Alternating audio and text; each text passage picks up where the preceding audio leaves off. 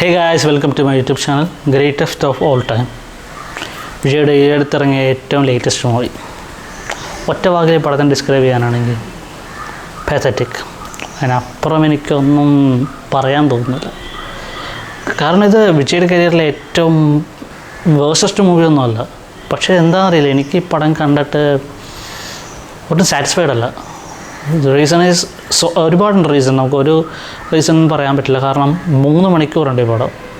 അത്രയും ടൈം നമുക്ക് ടോളറേറ്റ് ചെയ്യാനായിട്ടുള്ള, നമ്മളെ പിടിച്ചിരുത്താനായിട്ടുള്ള ഒന്നുമില്ല. Cinema is empty. നമുക്കൊരു കാണുമ്പോൾ തന്നെ എന്തെങ്കിലും ഇപ്പോൾ വിജയ് എന്നുള്ളത് നമ്മൾ അത്ര പെടുത്തൊരു സ്റ്റോറിയോ ഒന്നും പ്രതീക്ഷിച്ചിട്ടല്ല, വിജയുടെ പ്രസൻസ് പ്രതീക്ഷിച്ചിട്ട് തന്നെയാണ് പോകുന്നത്. പക്ഷേ ഈ സിനിമ കണ്ടിട്ട് ഒന്നും റിമെമ്പർ ചെയ്യാനായിട്ട് ഒന്നും ഒന്നും റിമൈൻഡ് ചെയ്യുന്നില്ല, ഒന്നുമില്ല. അതായത് നമുക്ക് ഈ പടം കണ്ടിട്ട് എന്തിനാണ് ഈ ഒരു പടത്തിന് പോയതെന്ന് തോന്നിക്കുന്ന രീതിയിലുള്ള ഒരു പടം. ഇപ്പോൾ ആരെങ്കിലും എന്നോട് ഈ പടം നീ ഒരു പടം പറഞ്ഞാൽ എനിക്ക് ഒന്ന് ടെൻഷൻ റിലീഫ് ചെയ്യാനായിട്ട് ഇങ്ങനെ ഒരു ഒരു സിനിമ കാണണം, ഏത് സിനിമയ്ക്ക് പോകണമെന്ന് പറഞ്ഞു കഴിഞ്ഞാൽ ഒരു കാരണവശാലും ഈ പടം ഞാൻ സജസ്റ്റ് ചെയ്യില്ല. കാരണം എന്ന് പറയുകയാണെങ്കിൽ ഇതിൻ്റെ ഒന്നും നമുക്കൊരു ഇമ്പാക്റ്റ് തോന്നിക്കുന്ന ഒരു ഇമ്പാക്റ്റ് എന്നുള്ള രീതിയിൽ ഒന്നുമില്ല. കാരണം വിജയ് എന്നുള്ള രീതിയിൽ ഒരൊറ്റ ഫാക്ടർ കൊണ്ടാണ് നമ്മൾ മെയിനായിട്ട് പോകുന്നത്. പക്ഷേ അദ്ദേഹത്തിന് വരെ ആ പറയത്തക്ക ഇമ്പാക്റ്റ് കൊണ്ടുവരാൻ പറ്റിയില്ലെങ്കിൽ ആ പടത്തിൻ്റെ ഒരു അവസ്ഥ നിങ്ങൾ ചിന്തിച്ച് നോക്കിയാൽ മതി. പടം ഓൾമോസ്റ്റ് നമുക്ക് പറ്റുന്നത് ഈ 3 മണിക്കൂർ ഈ സഹിച്ചിരിക്കുമ്പോൾ തന്നെ ഓൾമോസ്റ്റ് സ്റ്റോറി ഒന്നും പറയത്തക്ക അത്ര പെരുത്ത് നമുക്ക് ഒരു സ്റ്റോറി എന്ന് പറയാനുള്ളതൊന്നും അങ്ങനെയില്ല. പക്ഷെ നമുക്കൊരു പ്രെഡിക്റ്റബിലിറ്റി, എല്ലാ സീനും ഇത് കഴിയുമ്പോൾ അത് എപ്പോൾ വരും എന്ന് മാത്രം ചിന്തിച്ചാൽ മതി, ഇതാണെന്നുള്ളത് നമുക്ക് എക്സ്പെക്റ്റ് ചെയ്യാൻ പറ്റും.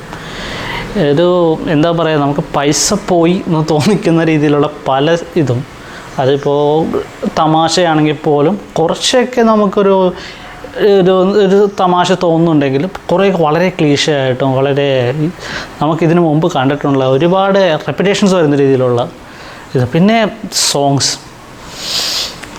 ഒരു ഇന്നപ്രോപ്രിയേറ്റ് ആയിട്ടുള്ള ഓരോ സ്ഥലങ്ങളിലും ഒരു സോങ് പ്ലേസ് ചെയ്യാനുള്ള ഡൗട്ട്, എവിടെ സോങ് പ്ലേസ് ചെയ്യണം, എവിടെ പ്ലേസ് ചെയ്യണ്ട എന്നുള്ള ആർക്കും ഒരു ഐഡിയ ഇല്ല.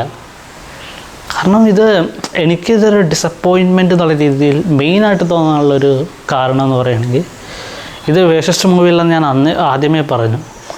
പക്ഷേ ഇത് വിജയ് പറഞ്ഞ പ്രകാരം വിജയുടെ കരിയറിലെ ലാസ്റ്റ് ഫിലിമാണ്. കാരണം ഇനി അദ്ദേഹം രാഷ്ട്രീയത്തിലൂടെ തിരിയുന്നു. രാഷ്ട്രീയം കഴിഞ്ഞ് കഴിഞ്ഞാൽ ഇനി തിരിച്ചു വരുമോ ഇല്ലയോ എന്നൊക്കെ അദ്ദേഹത്തിൻ്റെ താല്പര്യത്തിനനുസരിച്ചാണ് വരുന്നത്. പക്ഷേ നിങ്ങളും ചിന്തിച്ച് നോക്കുക, ഒരു ആളുടെ ട്രിബ്യൂട്ട് കൊടുക്കുമ്പോൾ അതിന് പറ്റിയൊരു സിനിമ എന്നുള്ള രീതിയിൽ നമുക്ക് ഇതിനെ കാണാൻ പറ്റില്ല. കാരണം വിജയ് എന്നുള്ളതൊരു ഒരുപാട് ഇമ്പാക്റ്റ് ഈ സിനിമകളിലാണെങ്കിലും എല്ലായിടത്തും കൊണ്ടുവന്നിട്ടുണ്ട്. പക്ഷെ ചിന്തിച്ച് നോക്കി, ഇതിലെ ഞാൻ ഒന്നും അത്ര പ്രതീക്ഷിച്ചിട്ടോ നിങ്ങൾ ഉദ്ദേശിക്കുന്ന പോലെ ഡൈ ഹാർഡായിട്ട് എന്തെങ്കിലും എക്സ്പെക്റ്റ് ചെയ്തിട്ടാവും. ഞാനൊന്നും എക്സ്പെക്റ്റ് ചെയ്തിട്ടല്ല പോയത്.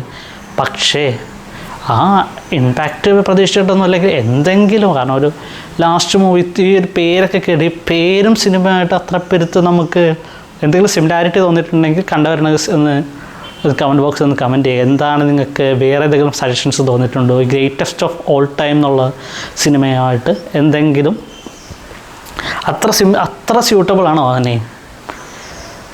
എനിക്ക് തോന്നുന്നില്ല ആ ഒരു നെയിം അത്ര പെരുത്ത് സ്യൂട്ടബിൾ ആയിട്ടുള്ള, ഇതിനും ബെറ്റർ ആയിട്ടുള്ള ഈ പേര് വേറെ സിനിമകളിൽ ഇടാൻ പറ്റിയ എന്തോരം സിനിമകൾ വിജയുടെ കരിയറിലുണ്ട്. അറിയില്ല എന്താണ് അദ്ദേഹം ഉദ്ദേശിച്ചതെന്ന്.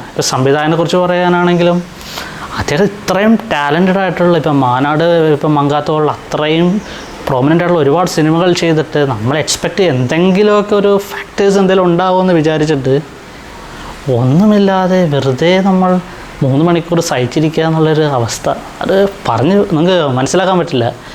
കാരണം ഞങ്ങൾ തിയേറ്ററിലിരിക്കുമ്പോഴേക്കും ഓരോരുത്തരും നോക്കിയിട്ട് ഇങ്ങനെ കാണിക്കുക, എന്താണ് ഈ സിനിമ ഉദ്ദേശിക്കുന്നത്.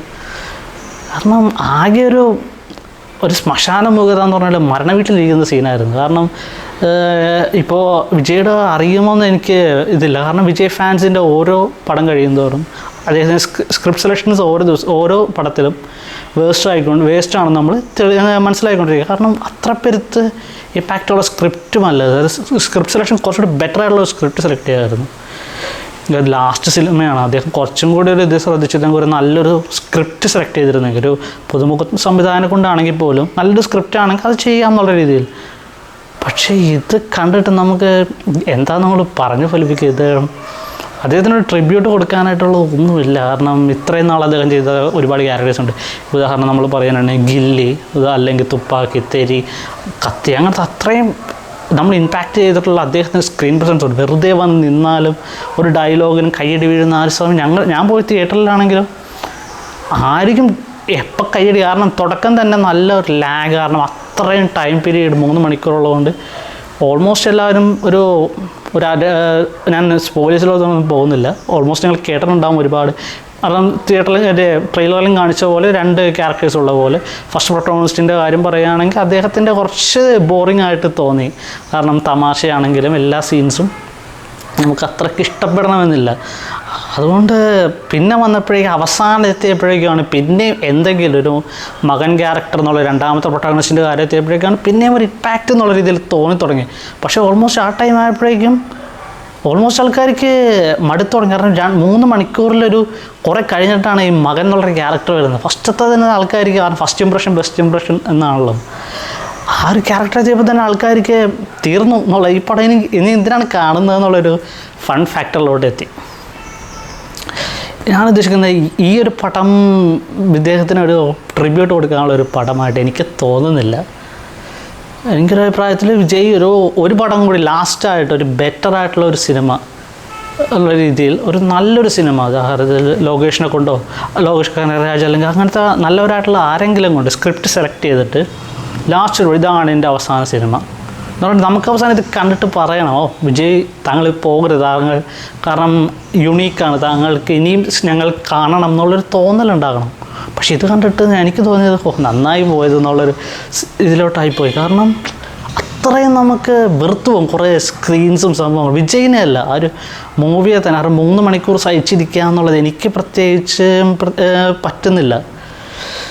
കാരണം നമുക്ക് ഇത്രയും ടൈം നമ്മൾ സ്പെൻഡ് ചെയ്തിട്ട് അവിടെ പോയി ഇരുന്നിട്ട് ഇങ്ങനത്തെ ഒന്നുമില്ല ഒരു ഇമ്പാക്റ്റ്, ഒരു മെമ്മറബിൾ ആയിട്ടുള്ള ഒരു സീനും നമുക്കങ്ങനെ പറയത്തക്ക ഒരു ഇത് തോന്നിയില്ലെങ്കിൽ വിജയ് പടം എന്നുള്ള മെയിനായിട്ട് ആദ്യത്തെ 2 ദിവസങ്ങളിൽ മാത്രമേ നമുക്ക് മെയിനായിട്ട് പറയാവുന്ന വിജയ് പടം നമുക്ക് പോയി കാണാം.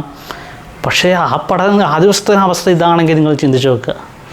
ഇപ്പോൾ നിങ്ങൾ ആർക്കെങ്കിലും കാണണമെന്ന് അത്രയ്ക്ക് താല്പര്യമുള്ളവരാണെങ്കിൽ ഞാൻ സജസ്റ്റ് ചെയ്യുന്നു ശനി ഞായറൊക്കെ ആയിട്ട് ഈ ആഴ്ച തന്നെ പോയി പടം കാണുന്നതായിരിക്കും ബെറ്റർ. കാരണം അല്ലാതെ ഇനിയും ദിവസങ്ങൾ കഴിഞ്ഞിട്ടൊക്കെ ആണെങ്കിൽ അറിയില്ല നിങ്ങൾക്ക് ഇഷ്ടപ്പെടുമോ ഇല്ല എന്നറിയില്ല. പിന്നെ ഓരോരുത്തരുടെ പെർസ്പെക്റ്റീവാണ്. എനിക്ക് പടം പേഴ്സണലി ഇഷ്ടപ്പെട്ടിട്ടില്ല.